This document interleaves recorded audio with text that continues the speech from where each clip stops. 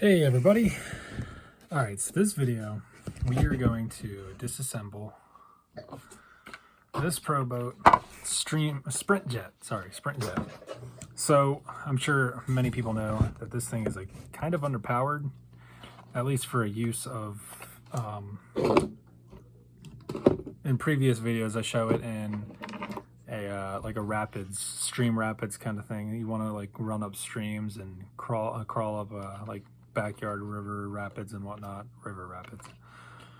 This thing just doesn't have the power for it, and if you leave it pinned trying to get up a rapid, anyway, you end up overheating the motor, and that just cuts out and starts drifting away. And it'll eventually come back in, like it'll cool off and you can start running it again, so you don't got to worry about it running away from you.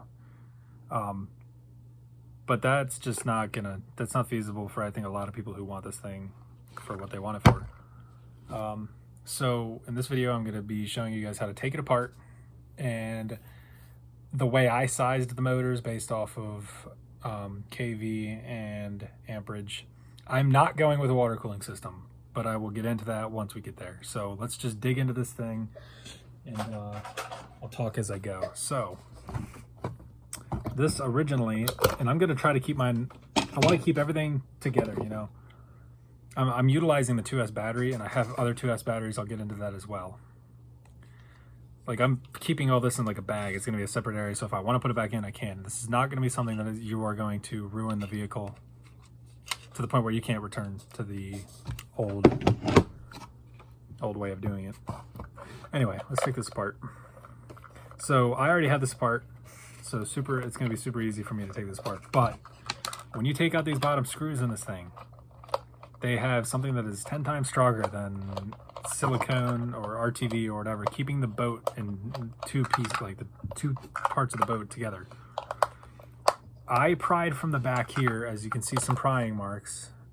I tried to keep it, you know, clean.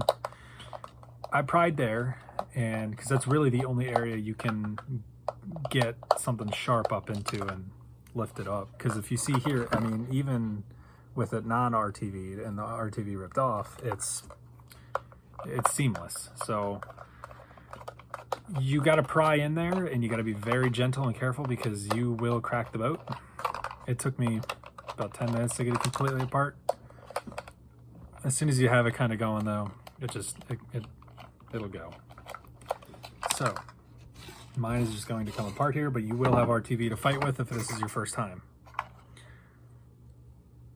Okay, mine resealed itself.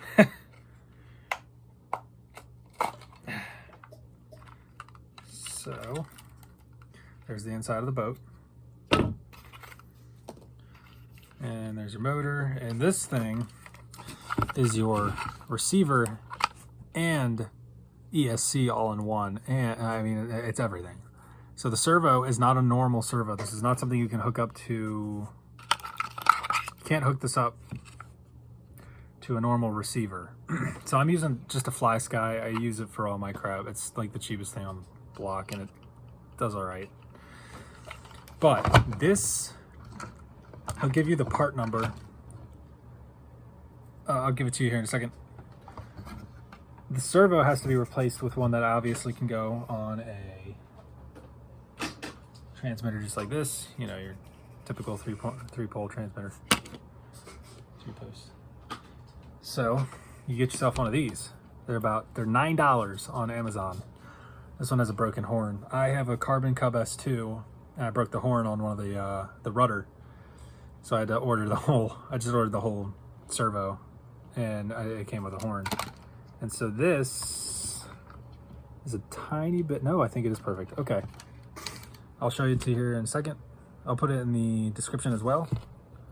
Okay, it's not focusing. I'll put it in the description of what this one is. And it's only $9, so you will need a new servo. And yeah, so let me take this horn off real quick on this one. So you have your boat here. Don't take this weight out. This is a counterweight for the servo on that side and the ESC. Just put your stuff over there once we, you know, start building this thing. I do not have the parts to complete this build. This is going to be a two-part video. So anyway, let's get this out of the boat. It's just those two clear leads. If you've worked on any RC that's a non-brushless, same thing. Just two bullet plugs, unplug, and the motor comes out away from the ESC. Don't rip them apart. Now you have your servo hooked up. And that just pulls right out. Then you have your ESC receiver thing that only binds to this controller, which is fine. So that's gonna go on a bag on its own. For me, you guys can throw it out. I don't care what you do with it. So, next, you got two mounting screws and then your coupling. You have to use a 90 to Allen key to get the motor out. Excuse me for a second. Because you are not, wow, that is, okay, that is loose. That's good. Or a ball ended, which I have that. One of these ball ended Allen keys is great. Because you can get in there sideways and not strip it out. Don't break it loose with that though, because you actually will strip it out. But once it's loose, you can kind of run it out at an angle like this. And not risk it.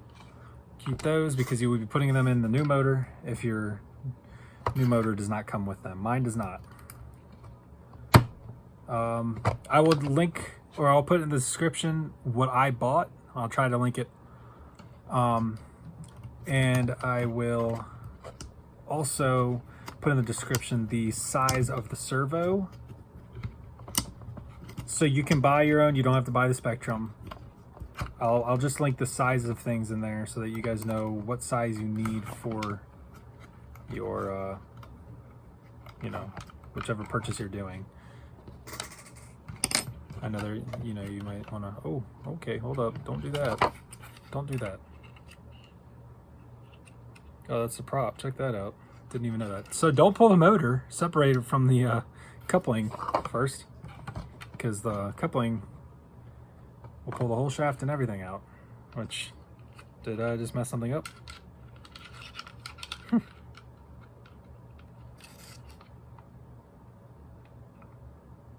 think so.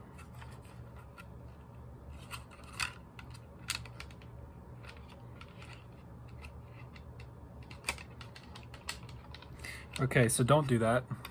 Disconnect your coupling first.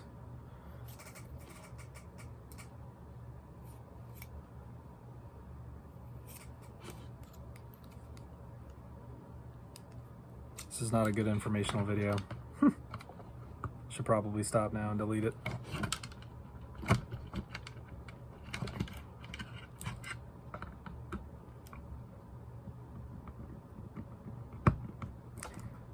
There we go.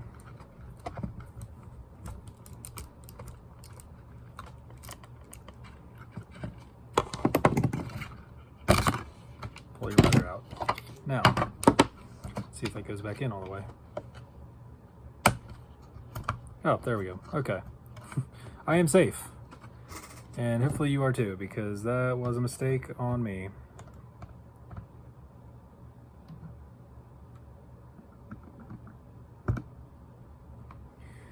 Okay. I'm going to be putting this back where it belongs until my motor comes in. So we're pretty well done here, as far as I can get until my motor comes in, and I will explain why I bought the motor I bought and whatnot.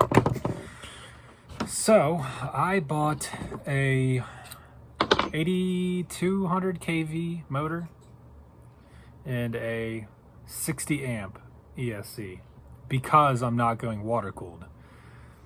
So I was thinking about going with a lower kV, but I was thinking about the fact that I would use, I mean, at a lower kV, I'm probably going to be pinned. And that's probably going to pull more amperage than I want. I'm not worried about the motor overheating. I'm worried more about the ESC. I built a 6S boat, water cooled the motor, didn't water cool the ESC, which is the dumbest thing you can do. And that thing heated up in a minute of just half throttle. So the prop was a little too big, I won't lie. So I'm kind of petrified of that. So I did a 60 amp ESC on a 8200 kV, which I know, 8200 kV, which I know that's going to pull more amperage, but it spins more per volt. Meaning I really won't even need to be like pinning that thing all the time. If I need to be pinning it, it's going to be like, okay, I need to get up with this rapid, and now I'm on the other side. I can let out and coast and let it cool off. Next rapid, pin it and go. Whereas 58, I would kind of have to keep it pinned all the time because that thing's kind of, and it also would take a 3S, which I didn't want to fit a 3S in this tiny boat. That was another big factor.